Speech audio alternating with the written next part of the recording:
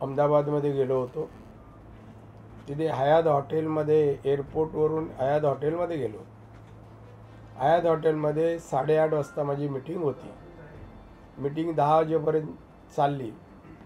आता उशीर झाला आणि त्यावेळेला परत यायला विमान नव्हतं म्हणून थांबलो. मी हयातच्या बाहेर गेलो नाही.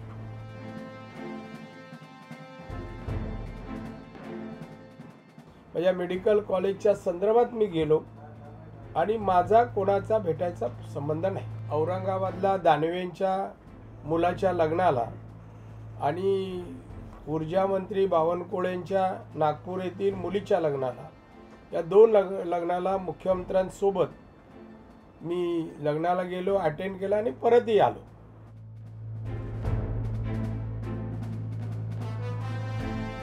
काल मी कोणालाही भेटलो नाही.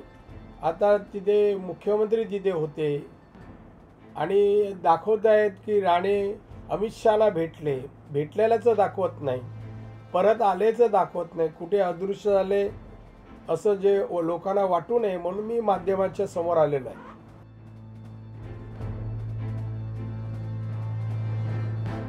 नाही, ते मागच्या ती जुनीच ऑफर आहे, ती काय नवीन नाही आहे. ऑफर तर सारखं विचारतात पण मी त्याबद्दलचं जे काय त्याला नाही बोललो नाही आणि होही बोललो नाही.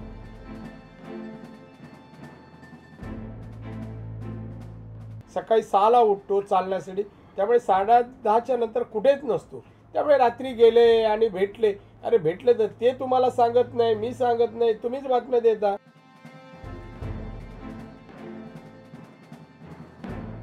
मग तुम्ही सांगा ना, अमित शहाच्या घरी जाताना बसले असतानाचं एखादं दृश्य दाखवा, मी त्यांच्या घरातून बाहेर पडताना एखादं दृश्य दाखवा. मी लपू शकतो का?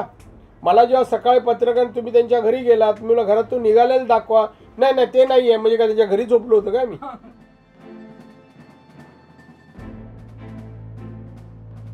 नाही, हे बघा, तेवढं स्वस्त नाही ना मी. कोणी यावं आणि माझ्याशी बोलावं असं. बरं ते सारखे विचारतात ना, मार्केटमध्ये चांगला माल आला काय सगळे विचारपूस करतात.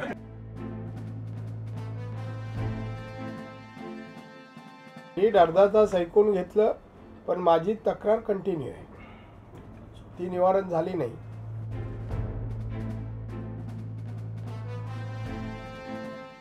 रामदास आठवले भी मेरे पास है, हमारे पार्टी में. हाँ, वो भी आहे तुझे. नाही, मी हुकवली ती. त्यांच्या पक्षात केंद्रीय मंत्री झालो असतो ना.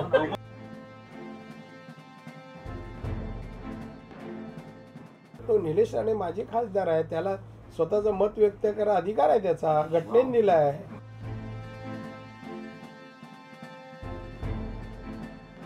पत्रकारितेमध्ये माझे अनेक मित्र आहेत आणि त्या मित्रांना ब्रेकिंग न्यूज मिळाव्यात म्हणून आपण नवीन काहीतरी खाद्य तयार करावं आणि ते त्यांना द्यावं.